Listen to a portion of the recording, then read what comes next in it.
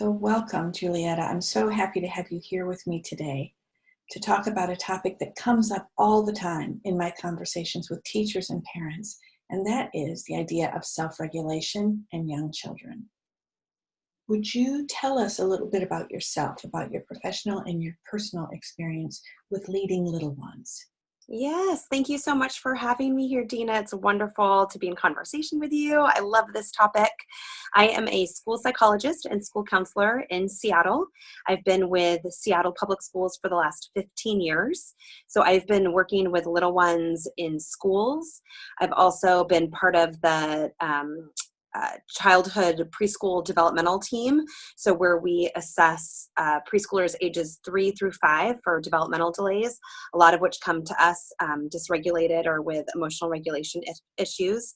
So with that capacity as a school psychologist, and I've been with one school the last 7 years, which was a brand new school when we started, as both the psychologist and the counselor there. It's an elementary school, so we've been doing lots of self-regulation strategies and have been practicing this for the last 15 years, really in that capacity. And then personally, I'm a mom of 3 girls. I have an 8-year-old, a 5-year-old, and a 3-month-old. So I also am a positive discipline trainer. So I teach positive discipline classes to parents and for teachers as well. I do a lot of teacher trainings. Yeah. Mm. Well, you and I go way back. To the time when you were training to become a certified positive discipline trainer. And I remember about 2 or 3 years ago, you presented in San Diego at our annual think tank on this topic of self-regulation. And I think one of the things that really stood out for me from your presentation was the idea of really making this a practice with kids. You know, the idea that just like everything else, it's a skill. It needs to be developed and practiced. Absolutely. And for me, that's also being a mom of 3 and having 400 students, we don't have a lot of time. So it's really about cultivating a simple, easy practice that you can fold in to your already existing routine and curriculum. So already what you said makes me so happy because teachers are so busy and it's not getting any better. The academics, and even if they're focused on social emotional skills, they're very pressed for time. That's right. And yeah, and I mean, I can't. I literally, my caseload last year was 440 students and I was part-time. So I was there 3 days a week. And I always say I'm playing beat the clock at school because the time is just flying. So it's not enough to say, oh, we're going to, carve out this kind of an hour-long meditation practice every single day. It really has to be woven into your existing structure. Yeah. Now let's start with a little bit of the why. Yeah. I know the neurobiology, the neuroscience is relatively new, and I wonder if you just give us sort of a brief background of why understanding this is so important for us. So I think absolutely, and this is what I'm so passionate about because often grown-ups will approach students, and especially our little ones, I'm thinking about our kindergarten, first grade, second grade, and our preschoolers, thinking they have the same brain. And really we know now that their prefrontal cortex and their executive functioning skills, which is part of that prefrontal cortex structure, those skills are not completely wired until they're 25. So things like, and Dr. Siegel does a great job of this. He's the psychiatrist down at UCLA. He talks about flexibility, adaptability, coherence, being energized, being stable, all those skills that are required to have a delay of gratification, to hold oneself back. We call it inhibition. All those things our kiddos they're just not wired yet until they're 25. So I think that the why is that they don't have those neurons in their brain. And with specific strategies, with really simple games, with small practices, we can wire their brains. We can help create those neural loops so that they can be more regulated. That is so exciting for me to hear you say. I love anything that's got a structure and a plan. And I think parents and teachers as well will really appreciate this idea of how purposeful small steps can get us where we want to go. And we've got until age 25 to do it. Yes. I love when I ask my students, I say, what do you think my job is? And they say two things. They say, you're our feelings teacher, or they say, you teach us about the brain. And I love that because that's where the feelings come from. I mean, it really is about the brain, and I teach them ultimately that really our heart does lead us, and our heart often knows before our brain even knows, but that's, we get into that later. But I think if we can empower students that knowledge about their brain, and the grown-ups too, then it's a teachable thing. It's a practice, and it's not a shameful, I'm a bad kid or I'm a good kid. There's this implication that kids should just make a good choice, and they don't know how to make a good choice. They don't even know what those choices are. Maybe they know what the choices are, but they don't know how to make them, because they don't have the skills to. So yeah. Mm-hmm. So along those lines then, share with us, if you will, a couple of strategies or structures that you have found helpful. So first of all, it's teaching kids that piece about the brain. So I know in positive discipline, we use Dr. Siegel's model about the brain in the palm of the hand. So I'm sure you can post a link to this video describing that. So I start teaching this, you're going to laugh, but I start at age 2. We start teaching the brain in the palm of the hand model, which is a beautiful sign language. Our 2-year-olds know lots of sign language, and some of them are starting to be verbal. But they can understand the concept that when our brain is integrated, so we use this little fist here, then we are happy, we are calm, we are focused, we are able to learn. And when our brain is like this, we are offline. We are in our fight or flight part of the brain. So I actually teach those 3 parts of the brain to children. So we teach about the fight or flight response, which is the deepest, oldest part of the brain. And then I talk about the midbrain. I call it the security guard, and who's on the radar constantly. And then I talk about our wise leader. And this all comes from that Mind Up curriculum. So I kind of fold the 2 in. But kids love that concept that, when our wise leader is in charge, we're able to be our best selves. And when our security guard is thinking, uh-oh, wise leader, you're in danger, boom, we flip into our fight or flight mode. And then we're just, we don't have many options at that point. So step 1 is teaching our kids about the brain. You can do it in really simple, developmentally appropriate ways. And then the second step is we teach kids how to get the brain back to here when we are here. So first it's recognizing that we're here. And then step 2, it's how do we get back here? And that is emotional regulation, right? It's getting ourselves regulated to our best, calmest, most focused self.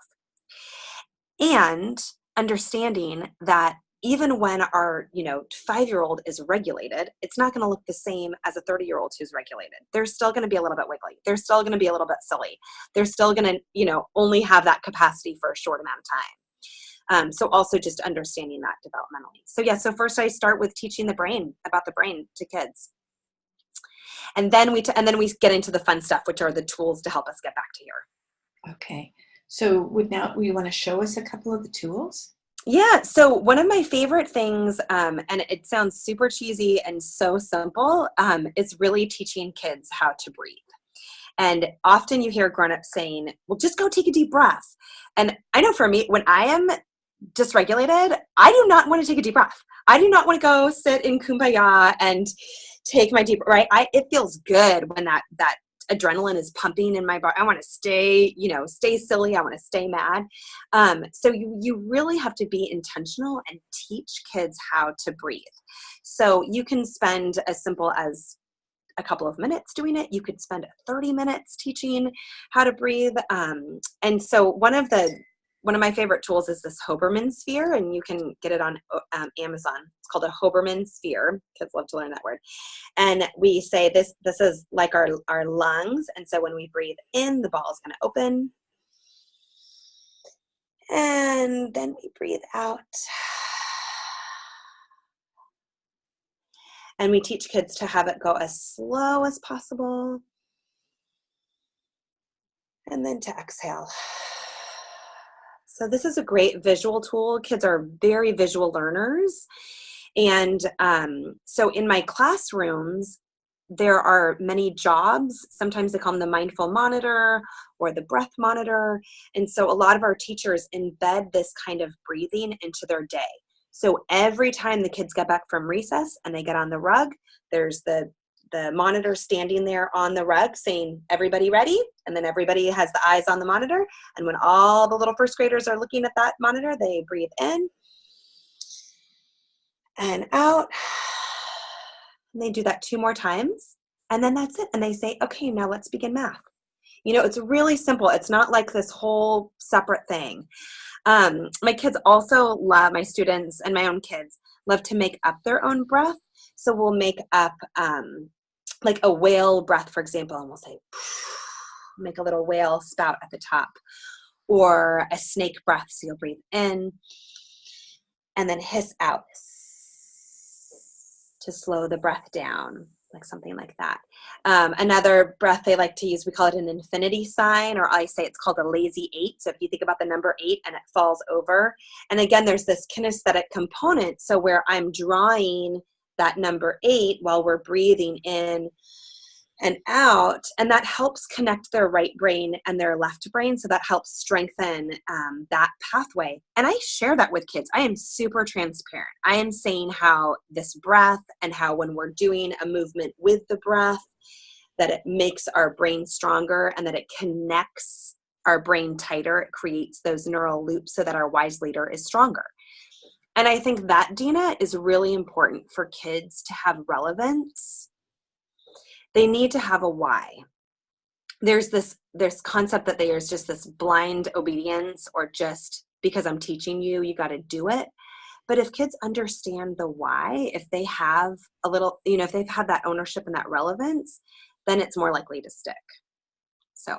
Yes. And what we know about young learners is that whole idea of something concrete, both that they can see and that they can do, it makes it so much easier, so much stickier for that. That's right. That's right. And even the, it's a muscle memory, so we know the brain is an organ, but I mean, just even in the body, the more that they're used to feeling those deep breaths every time they sit on the rug, then that becomes just automatic. Suddenly they don't need that mindful monitor anymore. They come in from recess, they sit down crisscross applesauce, and they're starting to take that deep breath. Right? Yeah. And there's lots of some beautiful books that I'll link as well to this video that are so sweet in teaching kids about breathing. One called The Lemonade Hurricane that I love, that really teaches kids just how to kind of sit in that meditative pose even, and with a little cushion, or so that they get used to even what position is best for your lungs to have the most breath. A lot of kids just at that age, they don't have that core strength to sit up. So it takes practice. It takes that kind of physical practice as well. Another one of my favorite tools is this glitter bottle. And I am not Martha Stewart at all. You can make these. There's really awesome ways to make them online, and I'm just not that kind of person. So I just order these as well. But you can also make it super simply, I'm sure. And so this concept, Dina, is really beautiful. And there's a great book to teach this to kiddos. And even in the back, there's like a recipe for how to make this that I'll link. It's called Moody Cow Meditates. But it's the idea that in this little simple glitter bottle, and again, going back to that visual component for kiddos, you shake it up, and this is an example of how our brain gets really cloudy and really foggy. And when we're in that fight or flight space, right, when we're in that brain stem, we're super foggy up here because everything is rushed to our body in order to, fight or flight. So we're not able to use our brain. It's super foggy.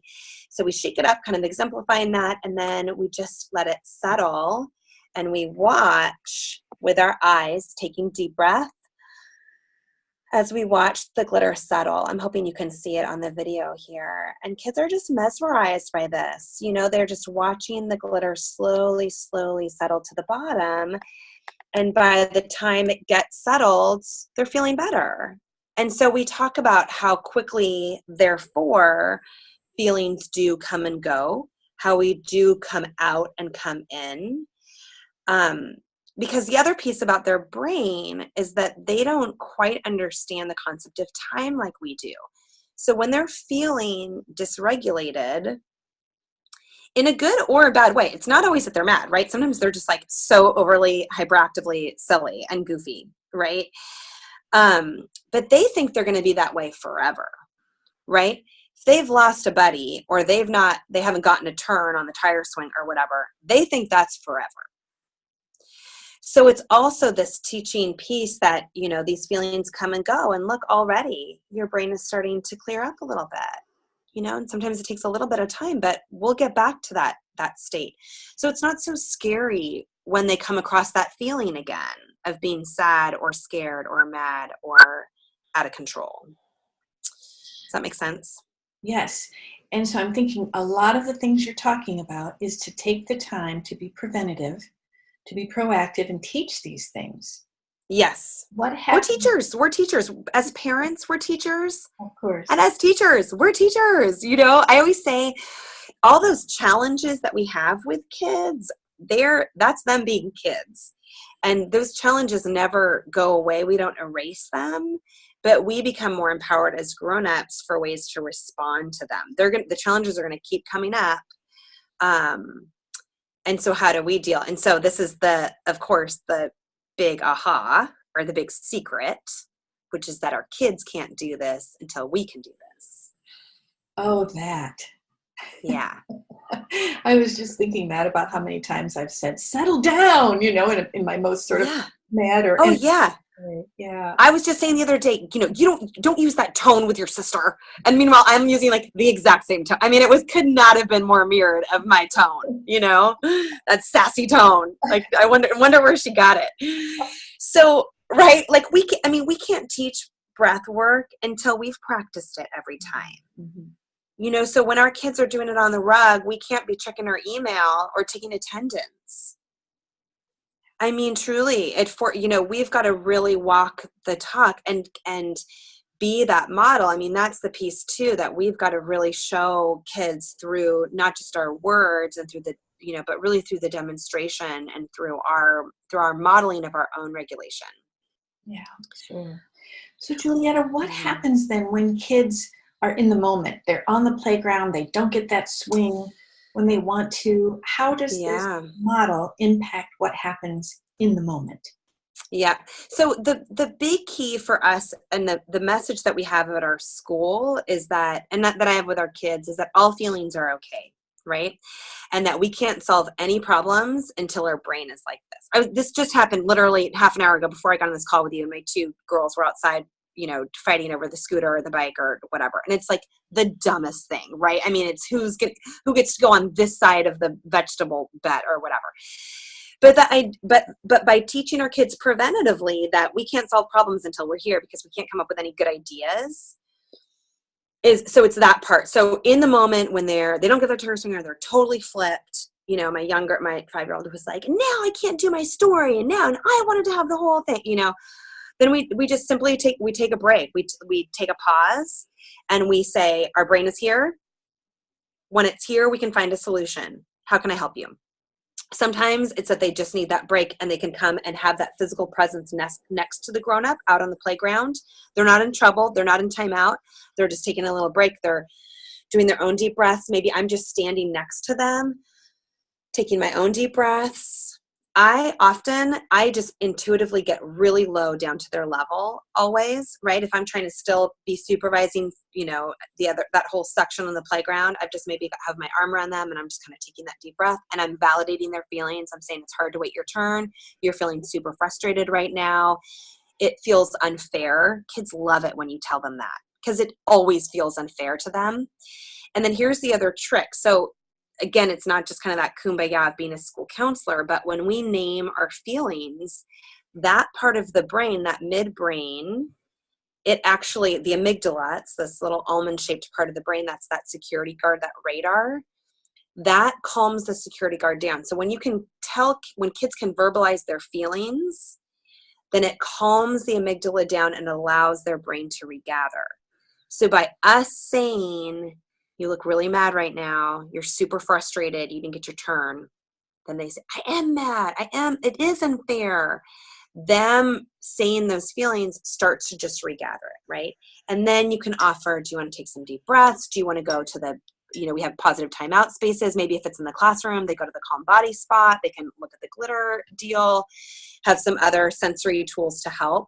Then when they've gotten back to their brain is regathered, then you say, okay, now we got to come up with a solution, because pushing Calvin off the swing isn't an option. So what's an option next time you don't get your way? Mm-hmm. Right. So same this morning when my kids were fighting over things. So then once my 5-year-old was, she said, I am ready. I said, show me you're ready.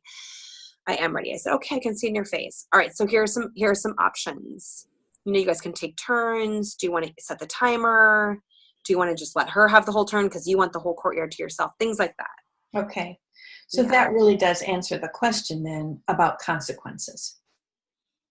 What are the... Well, coming up with a solution does indicate there is something to do about what just happened. Absolutely. And the tricky thing about consequences, as you know, because you teach me, Dina, is that consequences for children feel like punishment. And so consequences are from the grown-up saying, but solutions are related, they're respectful, they're reasonable. And respectful means that it's not that they're getting quote unquote getting away with bad behavior. There is some atonement. I think that's what grown-ups crave. They want this like atonement. They want them to like suffer for their actions.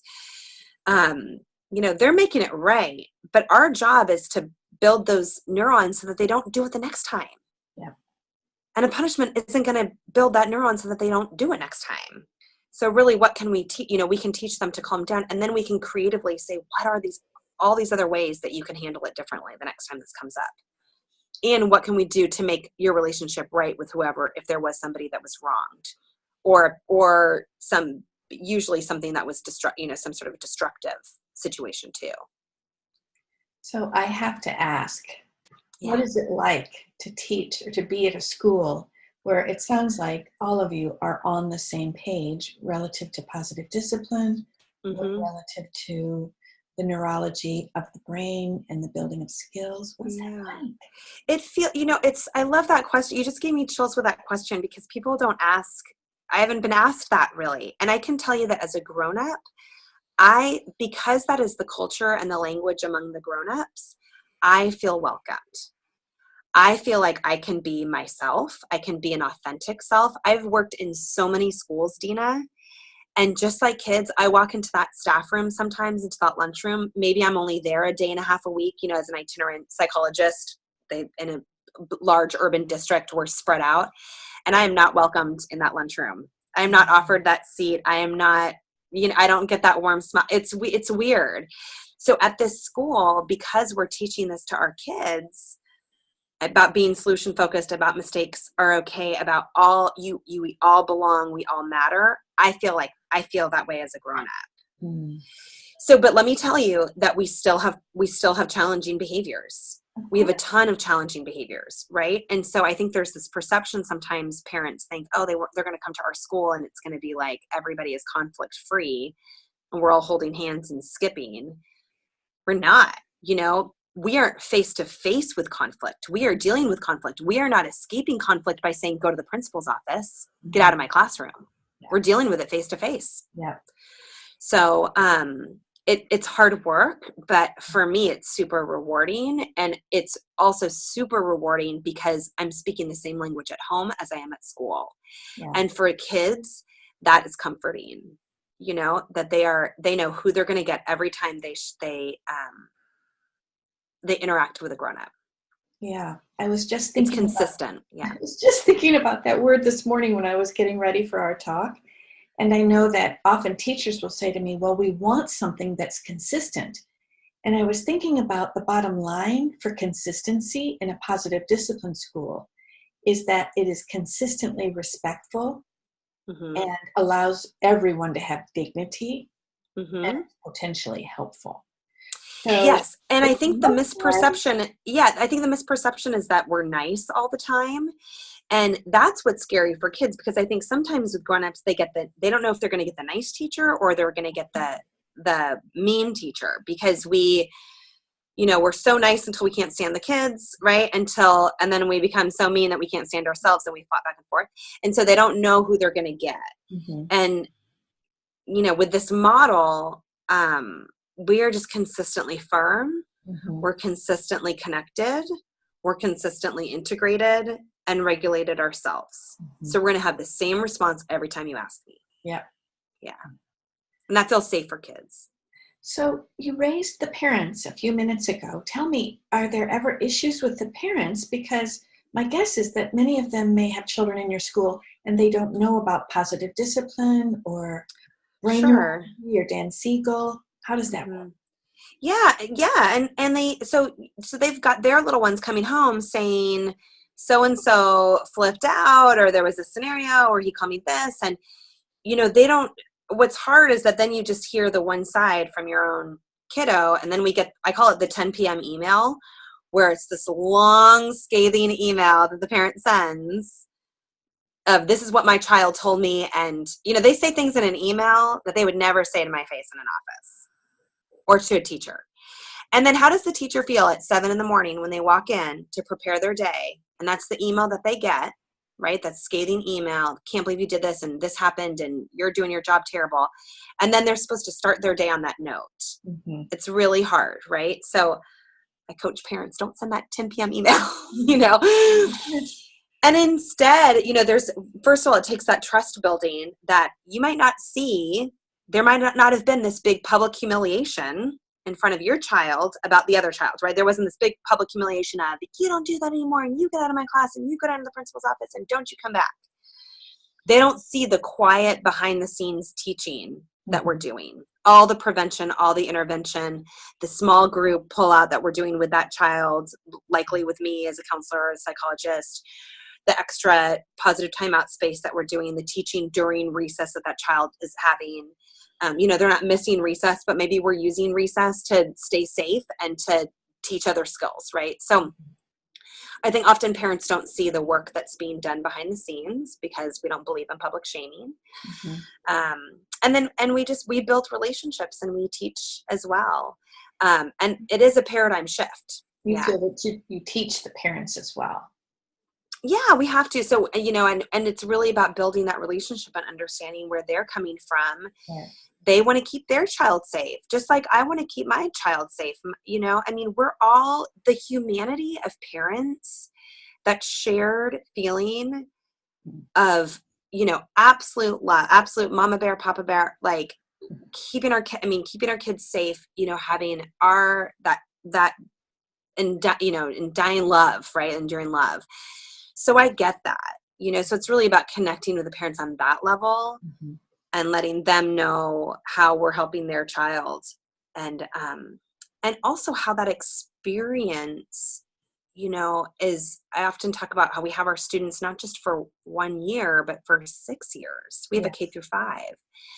So knowing that we're in it for the long term. There's a lot of short-term things we could do, but then they're not going to be ready for the next grade. Then we're back to square one. So speak to me a little bit about that kindergarten through 5th grade. What do you notice from those kids who have grown through this kind of a process at about the 4th or 5th grade level? It's amazing. We start class meetings as kindergartens. We use the positive discipline curriculum in building the house really a little bit every day, just a little bit every day. And so their ability to hear, it's amazing. Actually, even my 3rd grader, she's soon to be 3rd grader, she used the other word when we were solving a problem she said, from my perspective. Wow. Like even that concept that there are other perspectives, by that. So it's amazing to watch that growth. So again, the use of class meetings, we use the zones of regulation curriculum, which is, and also the social thinking curriculum. It's awesome combination that ties in so nicely with the positive discipline kind of language and culture that we have. That's 24/7. And then we infuse these little lessons through that curriculum. It's the Michelle Garcia Winner curriculum, and it's based from a speech and language pathologist and an occupational therapist that really takes in that sensory account and teaches kids starting in kindergarten, 1st grade about expected, unexpected behaviors, recognizing when we're starting to get dysregulated and tools to get back regulated as well, more specifically. But it's a lot of these things that I'm showing you now, It's just a matter of teaching kids around different scenarios, and this idea that every time we're doing something or with another human being, they have thoughts about us. Mm-hmm. And they are, when our behavior is unexpected, then other people feel uncomfortable. When they're feeling uncomfortable, they act in a certain way. So it's that. So to your, so we're starting that kind of language in kindergarten. By the time they're in 4th, 5th grade, they're absolutely leading their class meetings. They're coming up with super creative solutions to problems, which when you think about it, we want that for them as adults. We want to grow adults who can come up with creative solutions to our world's problems. So we're giving them that practice in kindergarten and 1st grade, so that's just embedded in their language. It's pretty great. Yeah. And I think too, we're creating resiliency. I mean, so that when they go off to middle school and maybe they don't have these kumbaya teachers, they're able to be, have their own truth and stand up for themselves and be assertive and respectful, no matter what environment they're in. Yeah. So, yeah. So it sounds like start early, practice often, Yep. and everyone can see the progression of these skills and the language and the culture. Yeah. And I think, I just want to go back to the idea that we don't have a lot of time. And as teachers and parents, we are exhausted by the relentlessness of children. Mm-hmm. And so often I get this moment, I mean often, as I have a 3-month-old, right? And so my cuppeth runneth over, in terms of my capacity. So often we feel like, oh, I don't have enough time to deal with this right now or to teach this. You will never have enough time. There will never be this wonderful moment where they are all eyes on you. And so every moment counts. Mm-hmm. Just do it. As a grown-up, yes, every single time say, let's come up with a solution. Every single time say, let's get our brain back to here. Every single time say, let's take a deep breath together. Every single time pause for yourself. Just do it. Yeah. Because there's never going to be this great, moment. There's never enough time. It's just do it. Just pick up that book and read it to them. Teach that lesson, teach that moment, Yeah. I know that you're aware that I'm a relatively new grandmother. And yeah. so we had a family event over the weekend where everybody was here, and our 3-year-old granddaughter got a little overwhelmed at one point on the back deck. And I heard her say to her dad, I just need a moment. And my son, who's not yet a parent, but is a young man who, had lots of opportunities to grow the skills of emotional regulation when he was young. Mm-hmm. And he said to me later, he said, Mom, I wish more people when I was little had just heard me say, I just need a moment. How many things would not have escalated if I had just had more of an opportunity to collect myself. Yes. And that was so striking to me, how powerful these small, every day, every moment practices, verbiage, things to do. And I think that's how respectful to give each other space. We talk about that, when you've got 27 little bodies in one room all day long, sharing space. And, for us, having that mindset, having that perspective of what that's like for them, and teaching and how to give space to each other. And, that powerfully, empowering moment for kids to say, I'm going to choose to move my body to this other place and regulate myself. Yeah. And I'm not going to be punished for that is really, that's it's like a deposit in a bank that then you get these rewards later. Yes, absolutely. Yeah. So I think, so start early, practice often. Books are just such a great way to teach kids. So using picture books as part of your reading, read alouds anyways, that doesn't have to be this 30-minute social emotional lesson. Having these tools readily available, modeling that you're taking deep breaths, modeling that you're going to turn the lights down and just collect yourself for a moment, that you're going to drink your water and collect yourself. Sounds great, Julietta. So it sounds like we're going to have quite a list of links attached to this video. And I would also like to attach the link to your website. Yes, I would love that. I'm so excited. I do a lot of I'm started a new offshoot company called Be Sproutable. It's called Sproutable. It's besproutable.com. And we're focused on toddlers and preschools. And we've got lots of videos around these kinds of teaching concepts and lots of content, lots of reading content, blogs and tips, and super bite size. We're really focused on the fact that parents don't have a lot of time and teachers don't have a lot of time. So lots of bite sized good stuff that I'll send your way. Good. That would be great. I think that would be Yeah. an excellent resource for people Mhm. who may be watching this. So thank Yeah. you so much for taking Yeah. the time. Absolutely. And I just realized, we've been talking this whole time and I've never actually said the word about mindfulness. And so just to also really formally say that it's a big buzzword in schools and homes, and this idea of mindfulness for children is also a really beautiful thing to start teaching and to naming early on as well. And it's just this really simple way to tell kids that we are just can be together in this moment without judgment, and that we're all practicing, giving each other that grace and compassion for kids, that when they spill that, water or stomp off, we say, it's okay, we'll keep practicing. That's great, Julietta. Mhm. Yeah. So helpful. Thank you so much. Thanks for having me. Absolutely. So look forward to talking again soon. Okay. Thank you, Dina. Bye, Julietta. Bye.